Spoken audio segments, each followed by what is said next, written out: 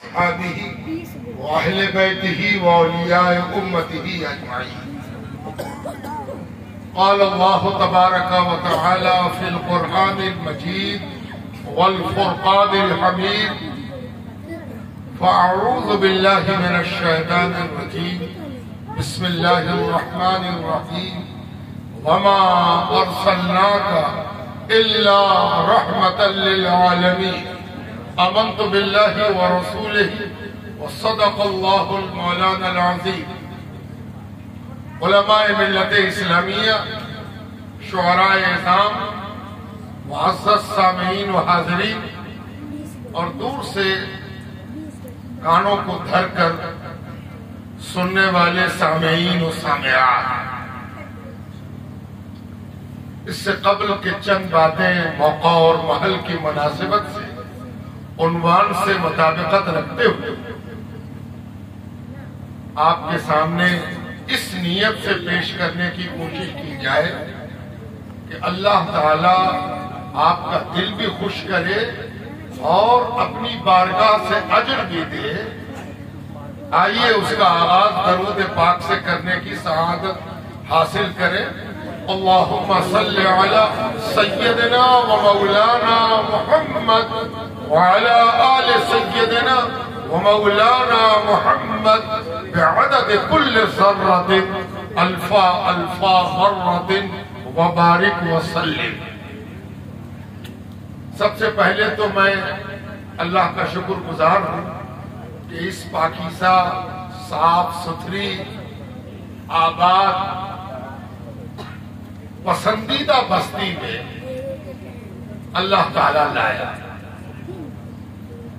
آپ کے گاؤں میں داخل ہوتے ہی آپ کے گاؤں کی بہت سی خوبیاں آنے والے پر اجاگر ہوتی۔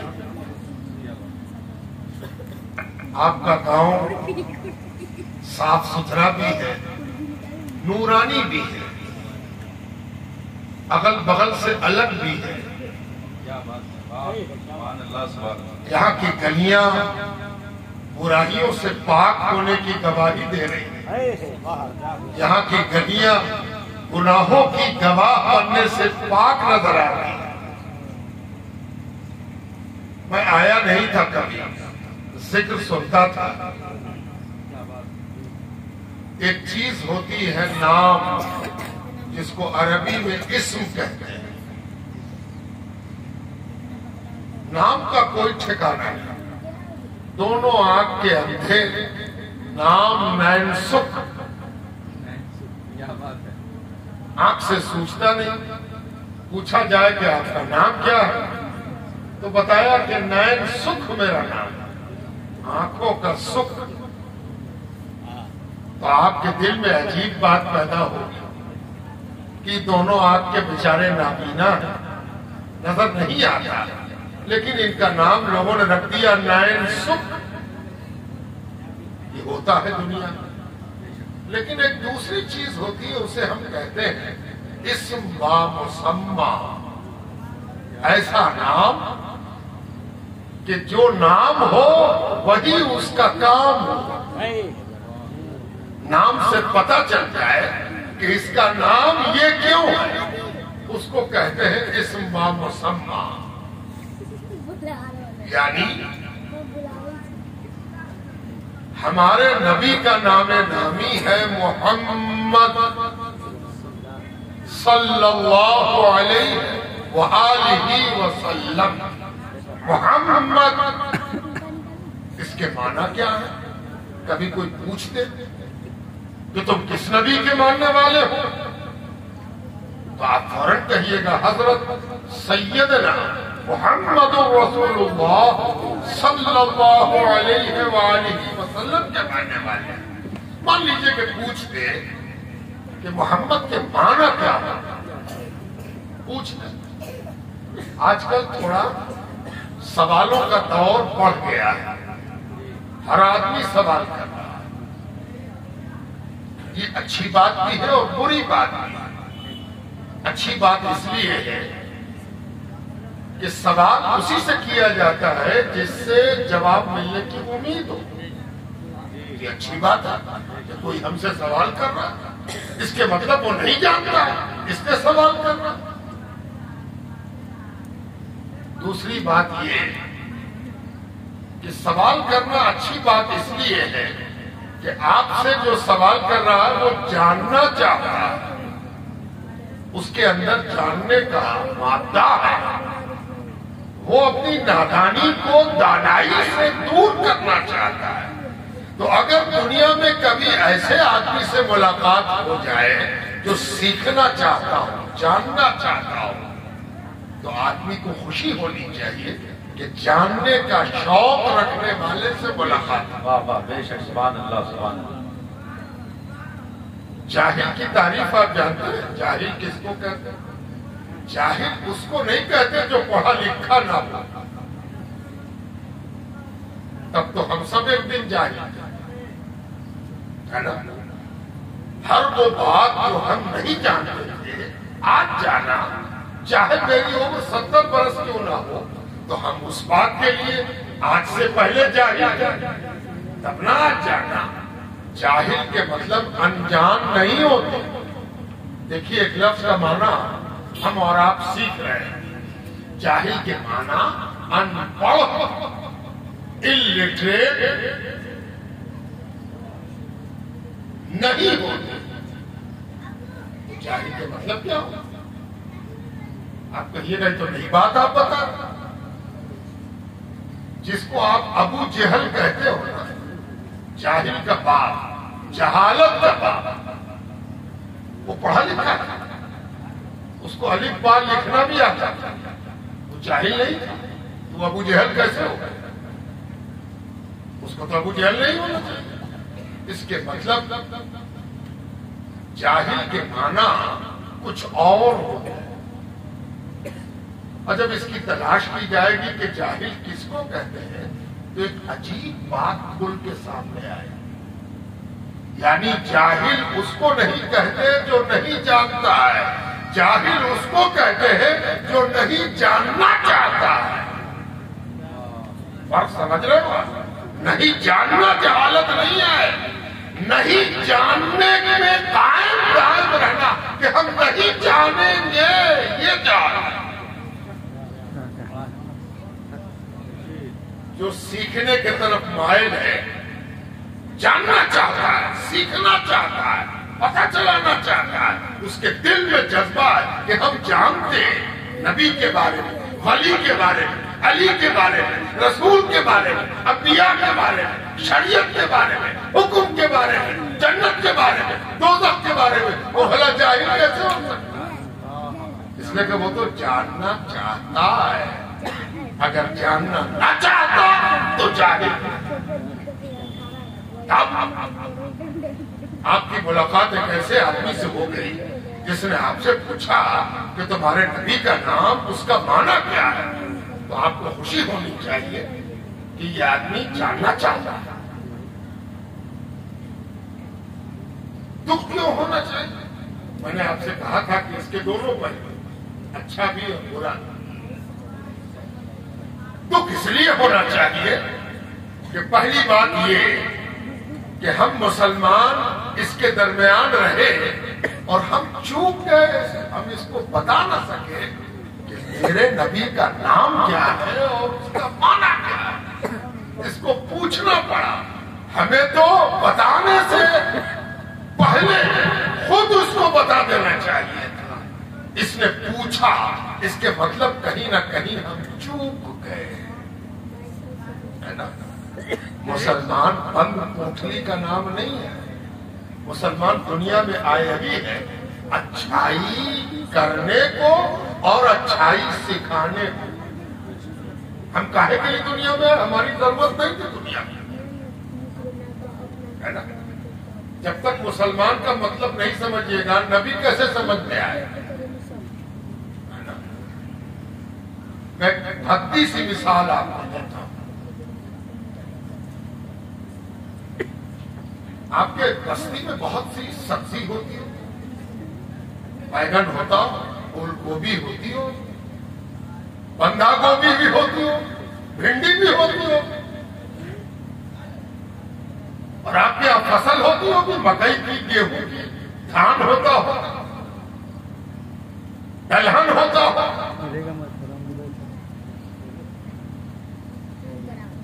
اب اگر کوئی پھل کو نہیں جانتا اور پودے کو جانتا ہے،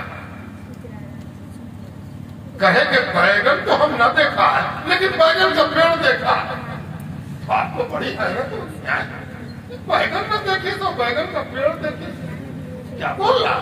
اور تو بیگن نہ دیکھا نا، بیگن نہیں دیکھا تو بیگن کا پیڑ کیسے دیکھا؟ الٹا چل رہا۔ ہم لوگ تو بیگن دیکھا تو خیال پیدا ہوا کہ اس کا پیڑ کیسا ہوگا، اس کا پودا کیسا ہوگا۔ پھل دیکھا، پیڑ دیکھا چاہے نہ دیکھا، پھل دیکھا ہے نا۔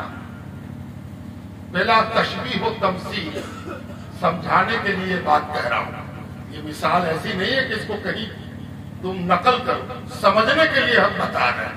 مسلمان پھل ہے، اور یہ پھل جس درخت میں لگا ہے اس کا نام انبیاء ہے۔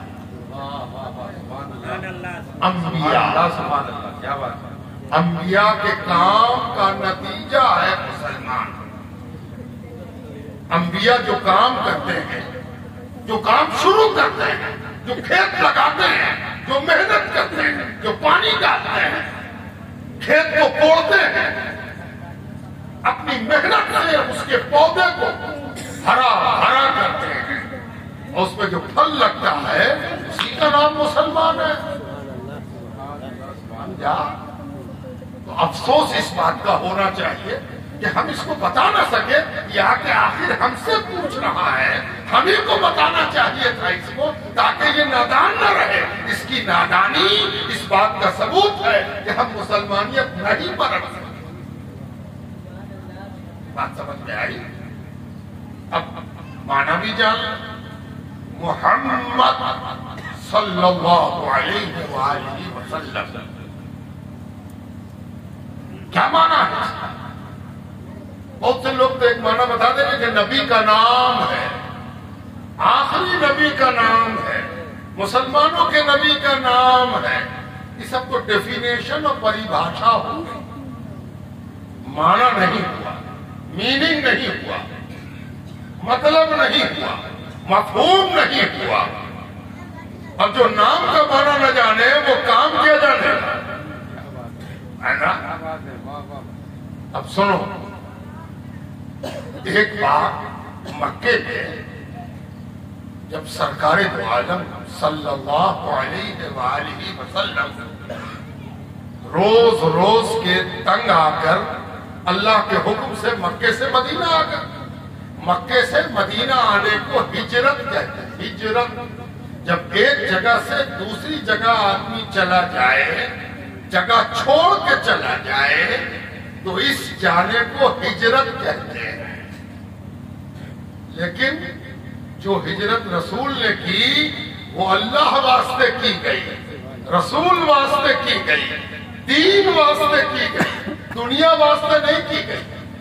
ایک آدمی سوندو سے نکل کے، گلدار باغ سے نکل کے مظفر پور میں مکان بنا لیا، آپ جا کے ملی، ارے بھائی آپ تو ایک دم سوندو چھوڑ دیا۔ کیا کہہ رہے بھائی، بڑی دقت تھی، لڑکے لوگ کی پڑھائی میں بہت دقت ہوتی تھی، اسکول جانا ہے، یونیورسٹی جانا ہے، کالج جانا ہے، سوندو میں رہ کے بہت مشکل ہو جاتا، اسی لیے ہم مظفر پور چلے آئے۔ ایک آدمی سوندو سے مظفر پور چلا گیا دنیا واسطے، بال بچے کے لیے، پڑھائی واسطے، روزگار کے واسطے، کاروبار کے واسطے، نوکری کے واسطے، اس کو ہجرت نہیں کہتے۔ ہجرت کس کو کہتے ہیں؟ کہ جب کسی جگہ کو چھوڑنے والا اللہ واسطے چھوڑے، دین واسطے چھوڑے، اس کو کیا کہتے ہیں؟ ہجرت۔ نبی نے مکہ چھوڑا اور کہاں چلے گئے؟ مدینہ۔ اب جو لوگ روز ستاتے تھے، گالی بکتے تھے، دروازے پر کوڑا پھینکتے تھے، ان کا ہاتھ بھی کھجلا دے، دل بھی کھجلا دے کہ کرے تو کیا کرے، کیسے کرے؟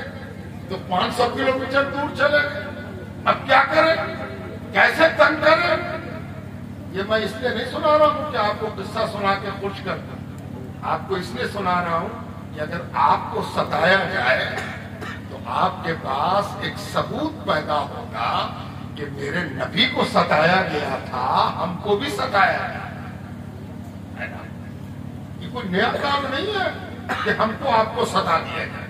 ہر وہ آدمی جو نیکی کے راستے پر چلے گا، نیک بات کرے گا، اچھا کام کرے گا، اچھائی کی طرف بلائے گا، اچھائی کی دعوت کرے گا، اس کو تنگ کیا جائے گا، ستایا جائے گا. یہ دنیا کا مانا ہوا انترراشٹریہ قانون ہے، ہر زمانے میں ہوا ہے، ہوگا. یہ اس بات کی دلیل ہے کہ تم نیک ہو. آج تم پورے ہو جاؤ، کوئی تم کو تنگ نہیں کرے. اب نبی کو ستانے کے لیے من چاہے تو کیا کرے؟ تو میٹنگ ہوئی، میٹنگ کیا گیا، سارے مکہ والے جمع ہوئے. کیا کیے گئے؟ بہت دور چلے گئے. تو فیصلہ ہوا کہ کسی شاعر کو، کویتا کہنے والے کو، کبھی کو بلایا جائے اور اس کو پیسہ دے کے اس کو خریدا جائے اور اس سے کہا جائے کہ تم اپنی شاعری میں ان کی برائی بیان کرو، ان کی خرابی بیان کرو، ان کی مذمت کرو، ان کی حاجو کرو، ان کی برائی بیان کرو. چنانچہ چنا گیا کون والا شاعر؟ بڑا اچھا شاعر، خوب اچھا کہتا ہو، جو کلام لکھے وہ ترنت عام ہو جائے، پبلک ہو جائے، پھیل جائے، جنگل کی آگ کی طرح پھیل جائے. ایسا شاعر چن کے لاؤ. اس سے ایک بات اور پتہ چلی کہ عربی معاشرے میں اشعار کی بڑی عزت تھی. آپ کی بھی بڑی عزت ہے. تقریر کرنے والے سے آپ اوب جاتے ہیں، شاعری سنانے والے سے آپ کبھی نہیں اوبیے گا. اسی لیے بڑے بڑے اسٹیج پر 2 مقرر، 3 مقرر، شاعر 6، آدھے سے زیادہ شاعر اور اس سے آدھا کم مقرر ہے نا. کاہے؟ اس نے کہا آپ کو شاعری پسند ہے. ایک شاعر میں شاعر آپ کو لوٹ لیتا ہے. وہ 1 گھنٹے تک مولانا محنت کریں گے، بیچارے لوٹ نہ پائیں گے، خود لٹا کے جائیں گے. اسی لیے شاعری ہر سماج کی پسندیدہ چیز ہوتی ہے نا. اور اس میں میوزک مل جائے تو پھر کیا کہنا، پھر تو رات بھر جگا دے کوئی اوڑنے والا نہیں ہے نا. عرب کے معاشرے میں شاعری کی بڑی گرفت تھی، پکڑ تھی. شاعر جب اپنا کلام سناتا تھا سناٹا ہوتا، سب گوش پر آواز، سب سنتے تھے کان بھر کے ہے نا. بلایا گیا شاعر کو، کہا گیا کتنا پیسہ چاہیے، کتنی دولت چاہیے، کتنا سونا چاندی چاہیے، سب دینے کو تیار، بس کام کرنا. اس نے کہا کام کیا ہے؟ کہا وہ جو یہاں سے چھوڑ کے مدینہ چلے گئے ہیں ان کی مذمت کرنی، حجو کرنی، برائی بیان کرنی، ان کا ابگن بیان کرنا. اس نے کہا ہنس کے، ہاں یہ تو آسان کام ہے، یہ کوئی مشکل کام نہیں.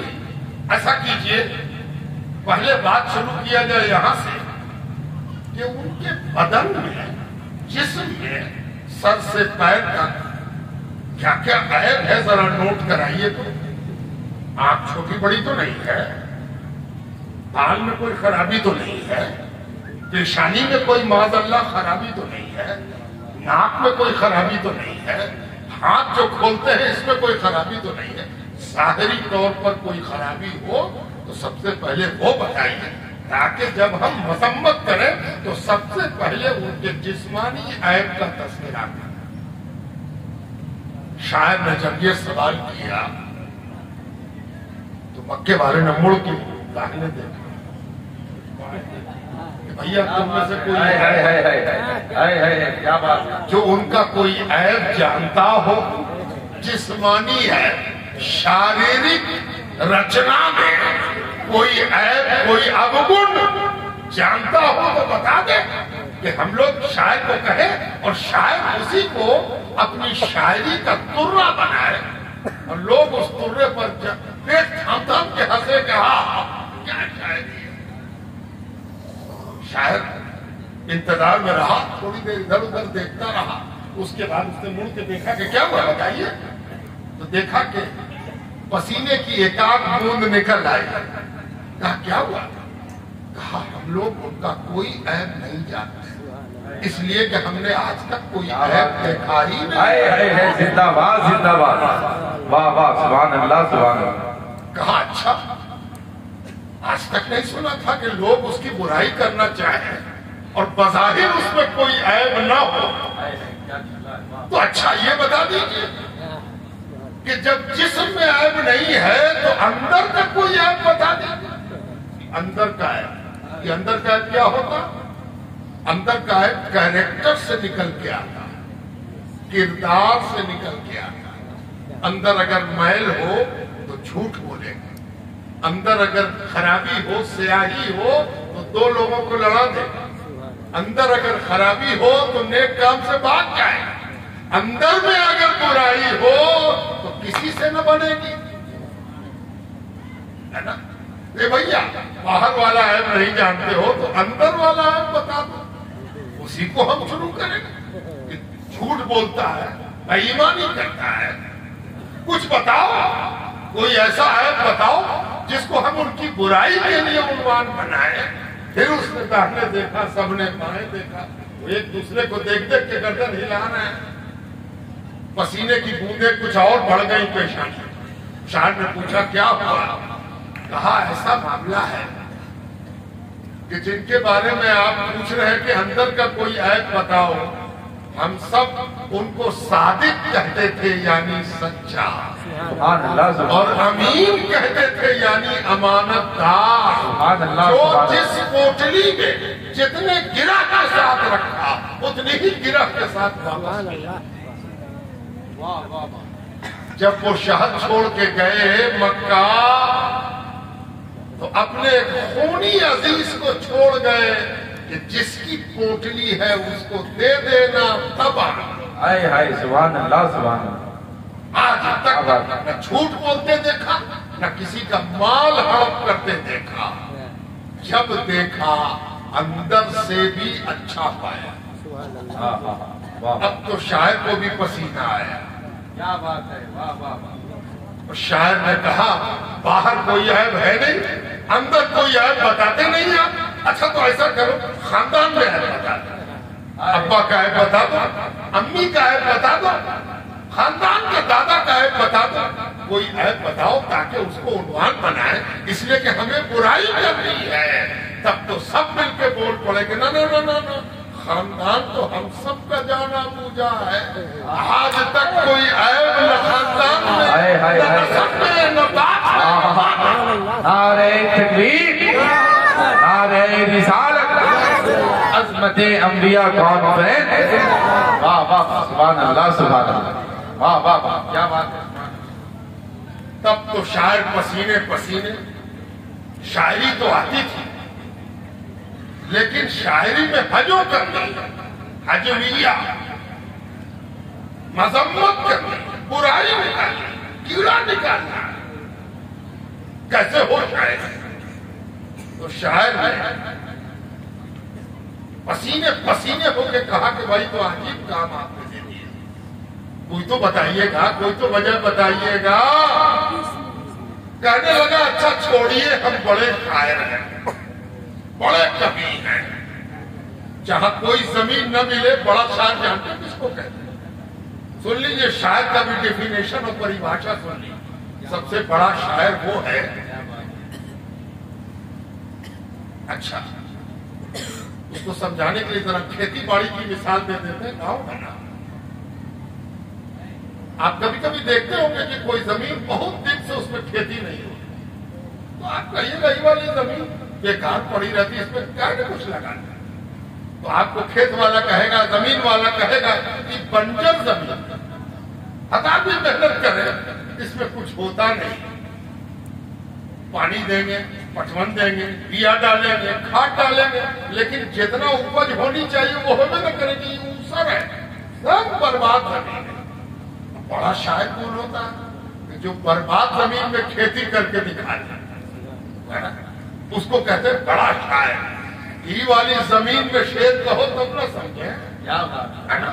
تو بڑا شاعر ہے، تو شاعر تو لائے تھے بہت بڑا، کھوج کھاج کی دولت بھی دیا تھا، کہا آپ بڑے شاعر ہیں، اب آپ بھی کوئی راستہ نکالیے گا؟ ہاں راستہ تو نکل جائے. کہا اچھا تو بتائیے کیا کیجیے گا؟ کہا اچھا چھوڑیے، کوئی عیب تو آپ نہ نکال سکے، نام بتا دیجیے، نام بتائیے، ہم نام بتائیے کیا نام. ابھی تک اس پہلو پر نظر نہیں تھی دشمنوں کی. ارے پہلو پر نظر تو اس کی ہوگی جس نے پہلو پر لایا ہے. تمہاری نظر کہاں سے ہو جائے گی؟ کیا نام بتاؤ، نام بتاؤ، اور شاعری شروع. سب نے بادھا سے بلند کہا بڑی امید کے ساتھ، آشا کے ساتھ کہ نام محمد ہے، محمد ہے، محمد ہے، محمد ہے. شاعر نے کہا محمد. ارے اس کے معنی ہی تو ہوتے ہیں قابل تعریف، تعریف کے لائق، سبحان اللہ، قابل مدح. بلکہ شاعر رکا اور اس نے کہا اس میں جو تشدید ہے اس نے معنی کو تکرار بخشا ہے. یعنی ایک بار جس کی تعریف کر کے چھوڑ دے وہ محمد نہیں ہوگا، محمد تو وہ ہوگا جس کی تعریف پر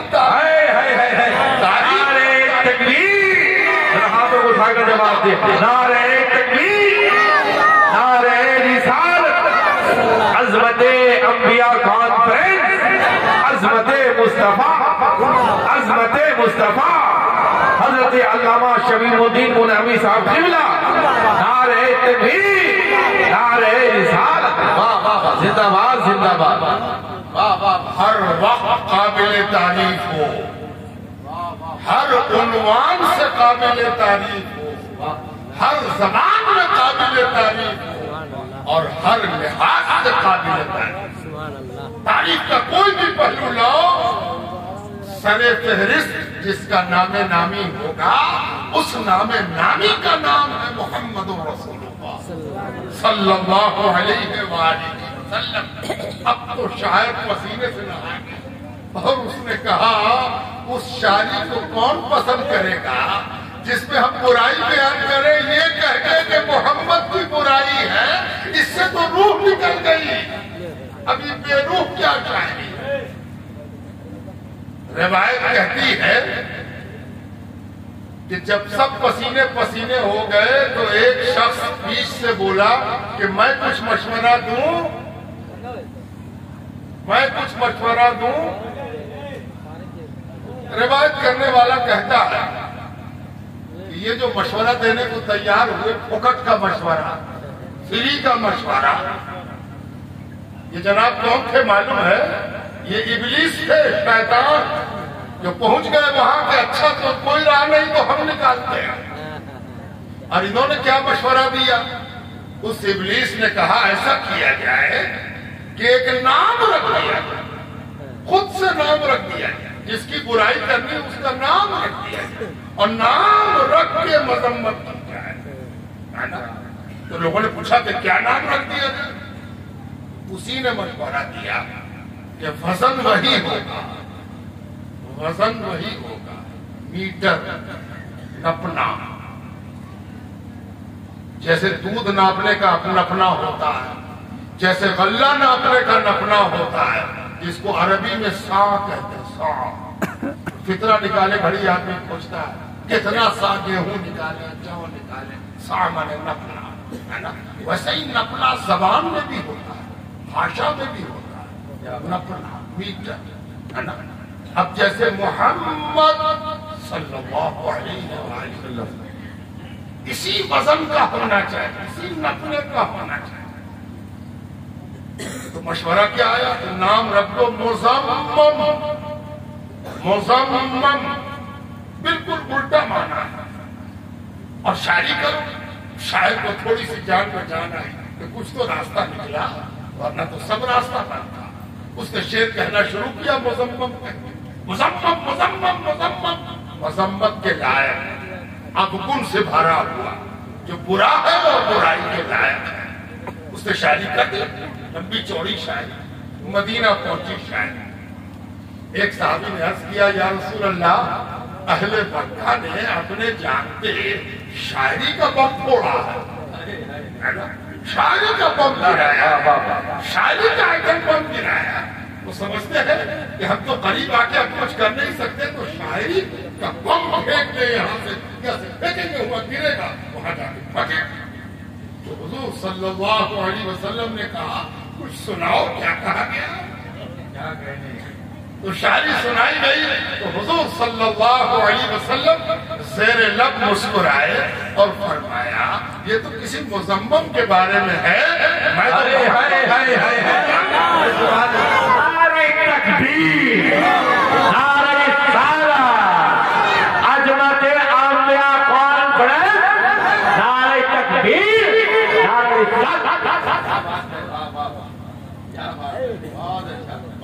میں آپ سے لمبی چوڑی گفتگو کرنے نہیں آیا، میں تو صرف آپ کی زیارت کرنے آیا، اور اس کی وجہ آپ کی محلے کے نہایت سادہ لو، مخلص، ملاوٹ کے بغیر مولانا فاروق ہیں، جن کو میں عرصہ دراز سے جانتا ہوں۔ جب وہ پٹنہ میں امامت کرتے تھے، اللہ کبھی کبھی موقع مل گیا مہینے دو مہینے پر تو خانقاہ آ جاتا، اسی سادگی کے ساتھ، نمک مرچ، نہ چٹنی نہ اچار، نہ لہسن نہ ادرک، بالکل وہ کھانا جو ابلا ہوا ہو، بیمار کھائے تو نقصان نہ ہو اور اچھا کھائے تو بیمار نہ ہو، وہ مولانا فاروق۔ وہ آ کے مجھ کو دیکھتے اور ہم ان کو دیکھتے، محبت سے آتے، نہ کچھ لینا نہ دینا۔ تب سے میری نظر ان پر رہتی تھی، اور علم ہی مولانا فاروق کا ٹھوکا بجایا، مختاری ادجل گگری چھلکت جائے، وہ والا معاملہ نہیں ہے، جو ہے سو ہے نا۔ تو مولانا فاروق سے اس زمانے کی دید سنی۔ پھر ایک دن آیا، جب یہ آئے کہ ہم جا رہے ہیں، ہم کہا یا اللہ آپ کہاں جا رہے ہیں؟ تو انہوں نے بتایا کہ فلاں بستی میں جا رہے ہیں۔ پھر اس بستی سے آنا جانا بھی 6 مہینے برس پر چلتا رہا۔ ایک دن آیا کہ میں نے ایک کتاب لی۔ ہم نے کہا یہ تو آپ نے وہ کام کیا جو آپ کو زیبا ہے، بہت اچھا کام کہا۔ انہوں نے کہ ابھی تک آپ کتاب دیکھا نہیں، آپ تعریف کرنا۔ ہم نے کہا کہ کتاب تو بعد میں دیکھی جائے گی، پہلے تو کاتب کو دیکھا جائے گا۔ کتاب تو وہی ہوگی جو لکھنے والے کی صلاحیت ہے نا۔ اگر ایسا نہ ہوتا تو پہلے آدمی ایمان اللہ پر نہ لاتا، پہلے کتاب پر لاتا۔ آمنت باللہ وملائکتہ وکتبہ، اللہ پر جب ایمان لے آؤ گے تو اس کی کتاب پر ایمان لانا آسان ہو جائے گا۔ پہلے اللہ پر ایمان، کاتب کو پہلے دیکھو، اسی سے کتاب کا پتہ چلے گا، کتاب تو بات کی چیز۔ خیر انہوں نے کتاب پیش کی، میں نے کہا بہت اچھی، یہ تو چھپی نہیں تھی اس وقت۔ کہا اس پر آپ کچھ لکھ دیجئے۔ میں نے کہا ارے ہم سے کہاں لکھوائیے گا، تو فرصت نہیں رہتی، دوسرے اتنی موٹی کتاب ہے، میں معمولی پتلا سا آدمی، اتنی ضخیم کتاب پر لکھنا آسان بات نہیں ہے، کچھ بھی لکھ دیجیے۔ ان کی محبت، ان کا اخلاص، ان کی محبت نے مجبور کیا۔ میں نے کتاب رکھ لیا، کہا چاہیے ہم دیکھیں گے۔ الٹ پلٹ کر دیکھا، بھول گئے۔ پھر فون کیا انہوں نے کہ ہم لینے آ رہے، ہم کہہ رہے ابھی نہیں لکھا ہے بھائی۔ 2 بار 3 بار انہوں نے وقفے سے فون کیا، کہا کہ ہم پرسوں آئیں گے۔ ٹھیک ہے آپ آئیے پرسوں، ہم لکھ ہی دیتے ہیں۔ 2 صفحے کے قریب اس میں میری تحریر تھی، اور میں نے اس کتاب کو جستا کچھ کچھ الٹ کے دیکھا. اب چند جملے اس کتاب میں. یہ انبیاء کے حالات پر لکھی ہوئی کتاب ہے. انبیاء نبی کی جمع ہے, بہو وچن, پلورل. نبی تو ہم جانتے ہیں, انبیاء بھی ہم کو جاننا چاہیے. ایک کو نبی کہتے ہیں اور 1,24,000 کو انبیاء کہتے ہیں. عموماً جمع دو ہو گئے تو جمع ہو گئی, واحد ایک, جمع دو. عربی والی جمع 3. دنیا کی زبانوں میں جمع کہتے ہیں جیسی ایک سے 2 چیز ہوئی وہ جمع ہو, ہے نا. لیکن عربی میں 1 کو واحد, 2 کو تثنیہ اور 3 اور 3 سے زیادہ کو جمع. یہی سنسکرت میں بھی ہے. ایک وچن, دیو وچن, بہو وچن, ہے نا. یہ سنسکرت اور عربی کی مماثلت, سملیرٹی اور برابری گرامر میں ایک موضوع پر دیکھنے میں آتی ہے. یہ عربی سے اس کا تعلق ہے. یہ اب جاننا ضروری ہے. بہت سے سنسکرت والے عربی کو نہیں جانتے اور عربی والے سنسکرت کو نہیں جانتے. آج دنیا میں سارے فساد کی جڑ انبھگتا, لا علمی, معلوم نہیں ہے. جو سنسکرت پریمی ہے وہ سنسکرت پڑھتا نہیں, لیکن اگر سنسکرت پڑھتا تو وہ عربی والے کو محبت سے دیکھتا کہ میرے یہاں بھی ایک وچن ہے, دیو وچن ہے, بہو وچن ہے, اور عربی بھاشا میں بھی واحد ہے, تثنیہ ہے, جمع ہے نا. تو انبیاء نبی کی جمع ہے. یہ ان کے حالات. تو کیوں جانے ہم ہوں گے, ہمیں کیوں جاننا چاہیے نبی کے بارے میں؟ اس لیے جاننا چاہیے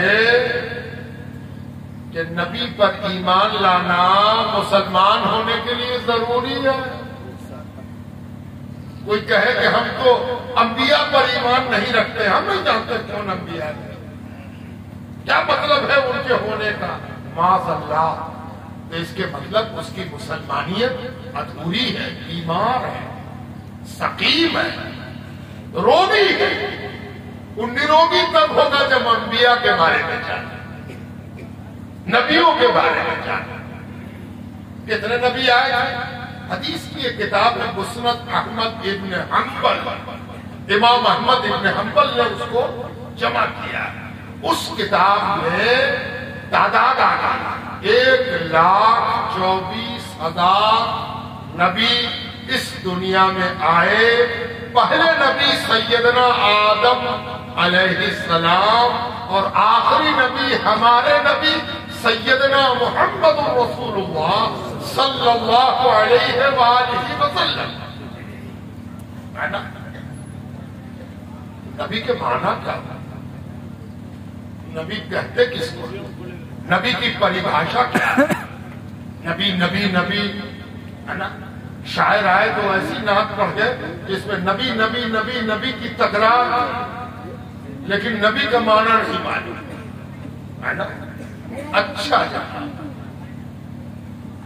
صبح صبح آپ کو معلوم کرنا ہو کہ رات میں کیا ہوا, کل کیا ہوا, دنیا میں کیا ہوا, بہار میں کیا ہوا, تو آپ کو خبر کون دیتا ہے؟ موبائل پر نیوز چینل لگائے تو نیوز چینل میں خبر پڑھنے والا آپ کو کل ہونے والے واقعات سنا دیتا ہے. اخبار لے کے آپ نے دیکھا, اردو کا, ہندی کا سماچار پتر جو آپ نہیں جانتے تو سب جانتے ہیں. کل بہت بڑا ٹرین حادثہ ہو گیا, 25 آدمی مر گئے, اللہ سب کو سلامت رکھے. ارے شراب پی کے, زہریلی شراب پی کے 35 آدمی چلے گئے. یہ سب آپ کو نہیں معلوم تھا, آپ کو معلوم ہوا. کس نے بتایا؟ نیوز پڑھنے والے نے, نیوز لکھنے والے نے. تو جو خبر بتا رہا ہے آپ کو اس کو اخبار کہتے ہیں, اور جو خبر دے رہا ہے آپ کو اس کو نیوز ریڈر, نیوز پڑھنے والا یا چینل کہتے ہیں. کسی چیز کو جاننے کا بہت سا ذریعہ ہے. اخبار سے جانے, نیوز چینل سے جانے, الیکٹرانک میڈیا سے جانے، سوشل میڈیا سے جانے، یہ سب طریقہ ہے۔ لیکن کچھ خبر ایسی ہے جو غیب کی ہے۔ غیب کہتے ہیں اس خبر کو جو اللہ کے علاوہ کوئی نہیں جانتا، جس کو اللہ چھپا دیتا ہے۔ اللہ تبارک و تعالی جس پر اپنی حکمت کا پردہ ڈال دیتا ہے کہ سب کو پتہ نہ چلے، اس لیے کہ سب اس لائق نہیں ہے کہ سب اس بات کو جان جائے۔ دیکھا نہیں ابھی سرکار بہادر بھارت سرکار بہت سی چیز کے بارے میں منہ کھولتی ہی نہیں، اس سے بار بار پوچھا جا رہا پیگاسس کے بارے میں کچھ بولیے نا، کس کا ٹیلی فون ٹیپ کر رہے ہیں آپ کر رہے ہیں کہ کرا رہے ہیں؟ کب سے کر رہے ہیں؟ ارے بھیا ان کا ٹیلی فون کیوں ٹیپ کیا؟ ان کا ٹیلی فون کیوں ٹیپ کیا؟ ٹیلی فون میرا، بات میری، نجتا میری، اور سنیے ارے ہم اپنی بیوی سے بات کر رہے ہیں اور آپ بھی سن رہے ہیں، ہم اپنی بہن سے بات کر رہے ہیں اور آپ بھی سن رہے ہیں۔ ایک آدمی اپنی بیماری ڈاکٹر سے بتا رہا ہے، ڈاکٹر صاحب کیا بتاویں، اتنی تکلیف ہم کو ہے، میرے گھر والے کو یہ تکلیف مت بتائیے گا، گھر والے سے ہم چھپا کے رکھا ہے، آپ جانے اور ہم جانے۔ اس کو معلوم ہوا کہ سرکار بھی سن رہی ہے کہ سرکار بہادر، آپ بتائیے تو کیوں سن رہے ہیں؟ کہ نہیں بتانے، کیا نہیں بتانے؟ راشٹریہ اسمتا کا پرشن ہے نا، دیش کی بھلائی اس میں چھپی ہوئی، دیش کی سرکشا کا پرشن، ملک کی حفاظت کا پرشن۔ دیکھا اس سے پتا چلا کہ خبر دو طرح کی ہوتی ہے، ایک پتا چلایا جا سکتا ہے اور ایک کو پتا چلانا سب کے لیے ممکن نہیں ہے، یہ تو دنیا کا طریقہ ہے۔ اور ایک خبر ایسی ہے جہاں جاننے کا ہم لوگوں کو ملکہ نہیں ہے، ہم جان ہی نہیں سکتے، ہم پہچان ہی نہیں سکتے، ہماری پہنچ نہیں، ایبیلٹی نہیں، صلاحیت نہیں، آہرشتہ نہیں، کوالٹی نہیں کہ ہم جان سکیں، جنت دیکھ سکیں، دوزخ دیکھ سکیں، فرشتے کو دیکھ سکیں، جنات کو دیکھ سکیں۔ تو جس چیز کو ہم نہیں دیکھ سکتے ان سب کو دین کی زبان میں غیب کہتے ہیں، غیب۔ اب جس چیز کو ہم نہیں دیکھ سکے اس کو ہم مانیں گے کیسے؟ اس کو ماننا بھی ضروری ہے۔ ہم نہیں دیکھا تو کیا؟ ہم میں سے کتنے لوگوں نے تاج محل دیکھا؟ کوئی ہے جو کھڑا ہو کے کہے کہ ہم تو دیکھا نہیں ہے اس لیے ہم نہیں مانتے ہیں کہ تاج محل ہے؟ تو سب آدمی کہے گا بیٹھ جاؤ، اللہ مت کرو، تاج محل تو ہے ہی ہے، تم نہ دیکھتے تو کیا؟ تمہارا نہ دیکھنا کسی چیز کے نہ ہونے کی دلیل نہیں ہے، چیز ہے، ہاں تم نہیں دیکھ سکتے ہو، ایسی چیز جسے ہم دیکھ نہیں سکتے، جان نہیں سکتے، تا وقتے کے دیکھنے کا وقت نہ ہو جائے، تا وقتے کے جاننے کی گھڑی نہ ہو جائے، اس وقت تک نہیں دیکھ سکتے۔ ایسی باتوں کو غیب کہتے ہیں، اور جو غیب کی خبر لے کے آیا، جو غیب کے بارے میں بتانے آیا، جو غیب سنانے آیا، جو غیب پر ایمان دلانے آیا، اس کو نبی کہتے ہیں۔ سبحان اللہ۔ نبی کس کو کہتے ہیں؟ جو غیب کی خبر دیتا ہے، غیب کے بارے میں بتاتا ہے نا، اس کو کیا کہتے ہیں؟ نبی کہتے ہیں۔ اس لیے کہ نبی خدا کے بارے میں بتاتا ہے۔ کوئی کہہ کے دکھائیے تو دیکھ سکے گا، اس زندگی میں اللہ کو نہیں دیکھ سکے گا، نہیں دیکھ کے بھی نبی کی آنکھوں میں یقین، وشواس اور ایمان کی ایسی روشنی دیکھتا ہے کہ ایمان بھی لاتا ہے اور زندگی کو بھیٹ بھی چڑھاتا ہے نا۔